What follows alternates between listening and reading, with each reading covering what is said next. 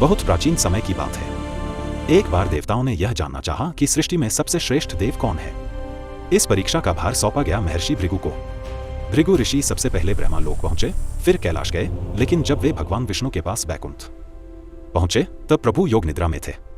आवेग में आकर भृगु ऋषि ने ऐसा कार्य कर डाला जिससे सृष्टि हिल गई। उन्होंने प्रभु विष्णु की छाती पर प्रहार कर दिया। उस क्षण प्रभु ने क्रोध नहीं किया, बल्कि ऋषि के चरण दबाने लगे। पर यह अपमान सह न सकी माता लक्ष्मी। उन्होंने निश्चय किया कि अब वे बैकुंठ में नहीं रहेंगी और पृथ्वी पर चली आईं। धरती पर दक्षिण दिशा में एक धर्मपरायण राजा राज्य करते थे, आकाश राजा। एक दिन यज्ञ की तैयारी में जब भूमि खोदी गई तो धरती से एक स्वर्ण कमल प्रकट हुआ। उस कमल के भीतर एक दिव्य कन्या थी। राजा ने उसका नाम रखा पद्मावती और उसे अपनी पुत्री की तरह पाला। उधर लक्ष्मी वियोग में विष्णु अत्यंत व्याकुल हो गए। वे पृथ्वी पर आए और तिरुमाला की पहाड़ियों में एक चींटी के टीले के भीतर तपस्या में लीन हो गए। उनका शरीर दुर्बल हो चुका था। एक करुणामयी गाय प्रतिदिन आकर उस टीले में अपना दूध अर्पित करने लगी।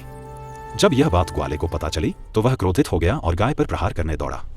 उसी क्षण प्रभु विष्णु टीले से बाहर आए और वह वार अपने मस्तक पर सह लिया। उस स्थान से रक्त बहने लगा और सिर का वह भाग हमेशा के लिए उजड़ गया। यह दृश्य देखकर प्रभु की परम भक्त नीला देवी का हृदय द्रवित हो उठा। उन्होंने अपने केश काटकर प्रभु के घाव पर रख दिए।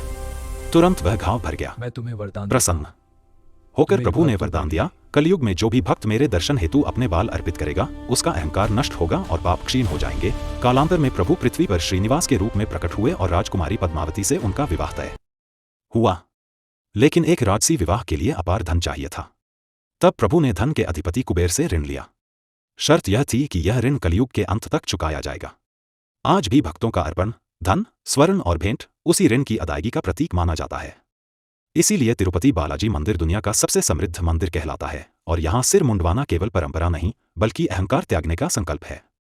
अगर आप भी बालाजी के सच्चे भक्त हैं तो कमेंट में लिखिए गोविंदा गोविंदा।